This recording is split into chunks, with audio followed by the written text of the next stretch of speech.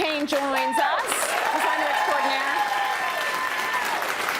There's something you see in a lot of kitchens, and it's this mix of dark and light. There were a time when you were going to go with a white kitchen, it was all white. You were going to go with a dark kitchen, it's going to be all dark. People are mixing and matching. You have to be aware of a few things. So we've got pictures of kitchens from your clients or your own homes. Karen, I'm going to start with one from you. This is a kitchen where half of it's white, half of it's dark. You can see the light countertop on the island. What makes this work?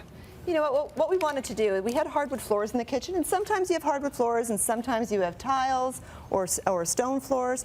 And in this case, we wanted to just bring in a little bit of contrast. It was a wide kitchen, and I felt that all white would have been too vast. Yeah. And also, when you look in the entire space, there's built-ins on the other side that are also white. So the dark island really does anchor the space, and it's important that you make sure that the wood finishes, so the floor and the tone of the island, which is walnut, they complement each other. Yeah. So either they need to contrast completely or complement. And then we did also the full pantry and refrigeration wall, also in the dark wood, which Very adds some nice. elegance to the space. Yeah, because you could see it being just too stark. It would be too much. If you went too white. So here's another one, a gorgeous combination, Brian, here, of the light and the dark. So you see the dark playing out in the island. Exactly, so we did the island in the dark walnut with that nickel trim. Yeah. And then the perimeter is lighter, and there are elements that, like Karen did, that are dark. And I always think of the kitchen cabinets, you have to think about kitchen cabinets like any room. You wouldn't have every piece in your living room exactly the same. Right. So why would every piece in your kitchen be the same? I wouldn't have the same chair and sofa and table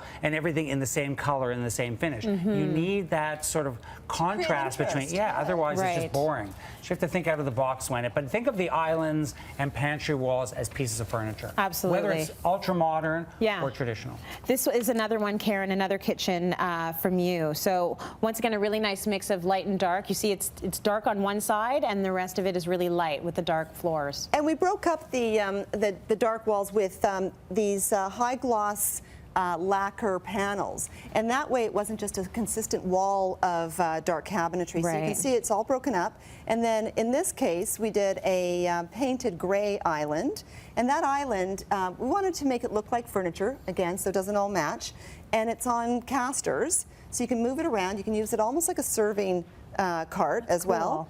And it just adds a lot more interest to the space. Really smart. I know a lot of people are going for the humongous islands these days, but it's nice if you have a smaller one to put it on casters so that you can move it around. Have more space if you need more space to cook. If you're entertaining, and everybody does end up in the kitchen. In this case, we wanted to make sure that that island could shift out. And that way they had a lot more space to move around. For those of you who actually cook, apparently you need more space to do stuff like that. I don't know. I don't get it. You need some counter space. You need some space? Okay.